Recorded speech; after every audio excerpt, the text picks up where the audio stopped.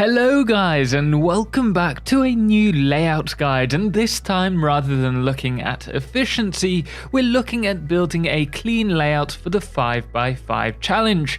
Now you're probably wondering what the 5x5 challenge is. Well, the basic rule set is that everything in your save must be manufactured on a single 5x5 grid, which is what we will focus on in today's video. I will actually place the rest of the rules below, or failing that, why not join me on our Wednesday and Friday 5x5 super clean Twitch stream. First off, for these challenge builds, we will need to build a 5x5 grid, and we will also need to wall the exterior. This gives us the parameters for this build. Now for this, I've stacked the walls 3 high, and you will also need a middle wall conveyor either end of the center of the build. One is for the input of items, and the other is going to be for the output. Once done, we shall then place glass foundations along the top of the first wall, either side of the center foundations. At this point, we shall also place 8 constructors on the bottom floor against the glass foundation. They should be placed bridging the center gap of each foundation facing into the center. And at this point, we can now place a merging line along the center layout, all flowing in the same direction, directly in front of the constructors. We shall also place a splitter 1 step in front of the input wall conveyor, and finally we will place a splitter flowing to the end of the grid in front of each of the constructor's inputs.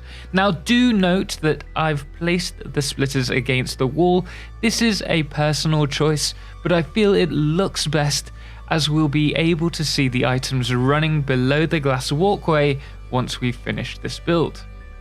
Moving on, we can now connect the merging line together and run it to the conveyor wall output.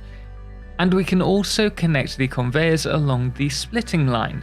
Finally, we shall place a single barriered walkway along the uncovered sides, running towards the center of the build. Now at this point, we will need to place a flat walkway over the center of the middle wall. Now to do this, place a foundation on the outside of the layout, and then place the walkway. Afterwards, you can delete the foundation. Now we've done this so that we can now place a double barrier walkway down the middle to the other end of this layout. Also, we will want to place more single barriers along the flat walkway either side. Now at this point, I also run walkways along the side of the layout, covering half the glass foundation, and we will also place a flat walkway in the corners.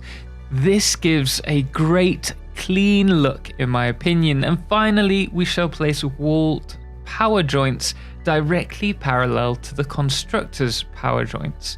Once done, all you need to do is set the items to be manufactured, and after, feed the right resources.